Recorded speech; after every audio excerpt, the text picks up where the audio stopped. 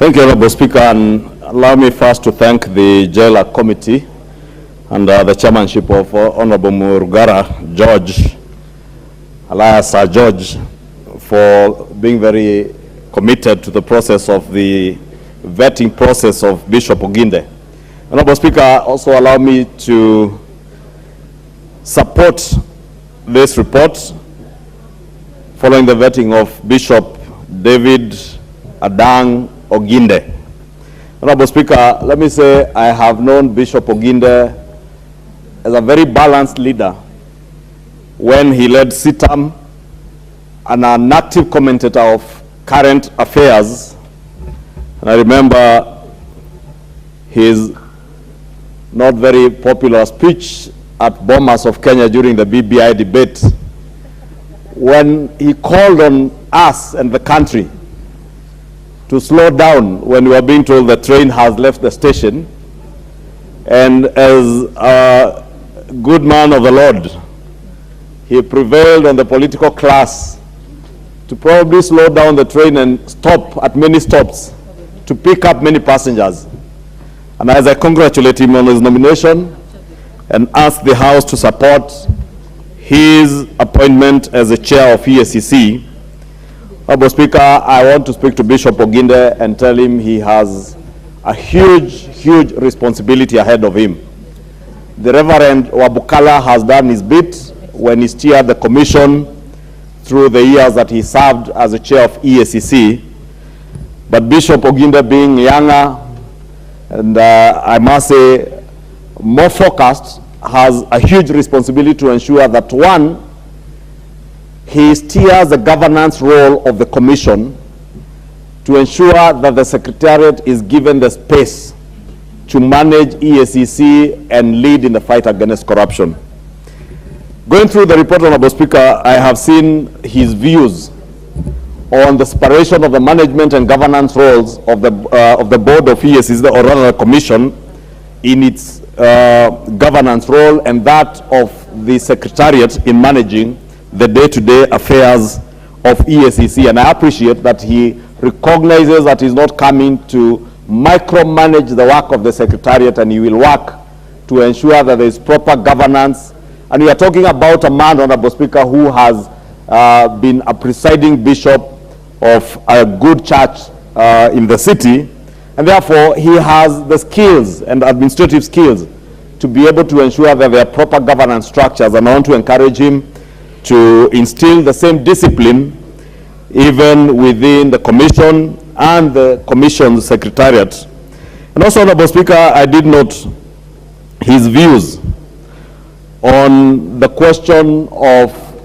the political interference or the weaponization of the fight against corruption. I think Bishop Oginde, having lived in this country and having known what this country has been taken through the last few years, is well appraised of how we, the political class, have weaponized the fight against corruption. And Honorable Speaker, when we weaponize the fight against corruption, we undermine and sabotage the actual fight against corruption. I want to plead to Bishop Oginde as he steers the commission to ensure that there are proper governance structures within the commission, that we shall no longer see the weaponization of corruption. And I am happy that he was able to speak to this issue during his vetting, that the fight against corruption, Honorable Speaker, is led by EACC as a commission and not by the political class, Honorable Speaker. And they should be free, that nobody within the political class will interfere with their work, right from the commission to the secretariat, that they will be allowed to do their work without any undue interference from the political class, and more so from the government side. And I'm happy His Excellency the President has indeed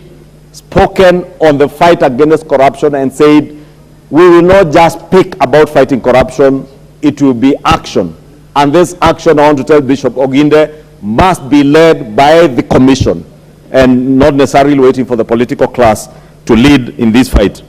Honorable Speaker, in conclusion, it is said, Honorable Speaker, and I was just reflecting the other day on how we work in this country. that those who call others corrupt, in most instances, are usually the most corrupt.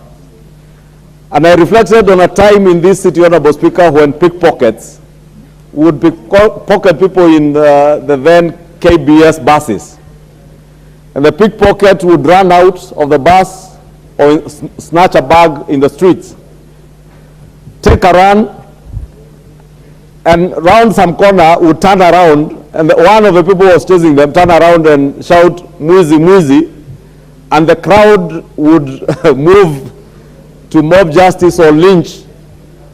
those who were running after the thief, and the thief would join the mob in lynching an innocent person. Honorable Speaker, in the fight against corruption in this country, we must avoid that scenario of the typical Nairobi pickpocket of yesteryears, where the corrupt are the ones pointing fingers at those who are running after them, calling them the corrupt. And Honorable Speaker, we end up in a situation where the fight against corruption is marred by a lynch mob, and facts and issues that touch on corruption get lost in the midst. Honorable Speaker, only yesterday we are reading in the newspapers work that is being done by a joint committee of the Finance Committee, I think, and the ICT Committee. And I've seen today a report in one of the dailies, somebody who carted away 400 and plus million shillings in the telecom saga. He is saying he was paid for being smart. Honorable Speaker, I was left wondering, is this gentleman telling Kenyans that those who are not making 400 million shillings in the haste like that was of the telecom haste are indeed stupid or not as intelligent as it purports to be, Honorable Speaker? Honorable Speaker, as much as it's an insult to the people of Kenya,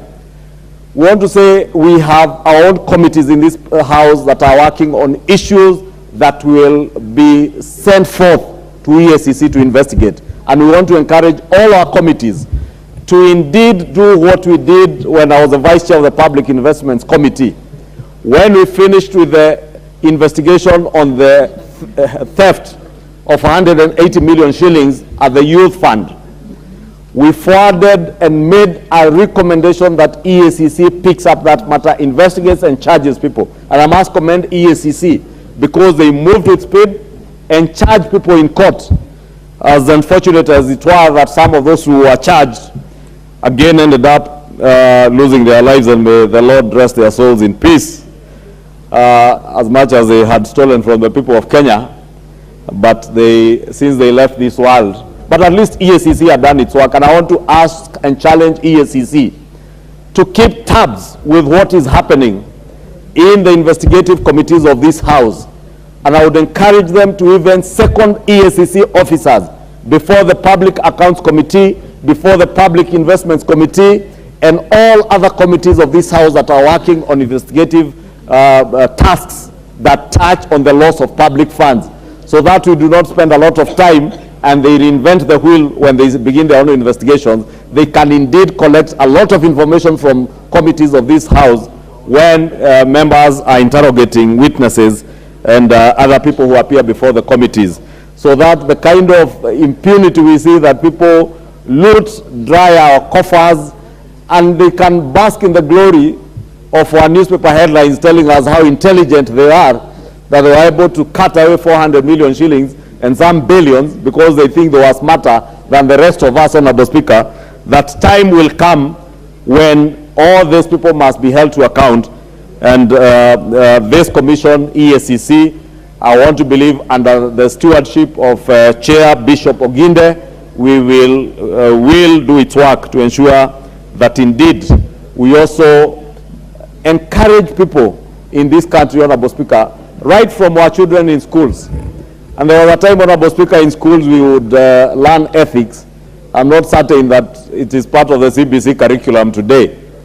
But I am happy that the bishop in his vetting did dwell a lot on ethics, so that we have an ethical society where corruption is not seen as a fashionable thing, and corruption becomes something that even your own children will frown at you if you are named in corruption and not cheer you as you spend your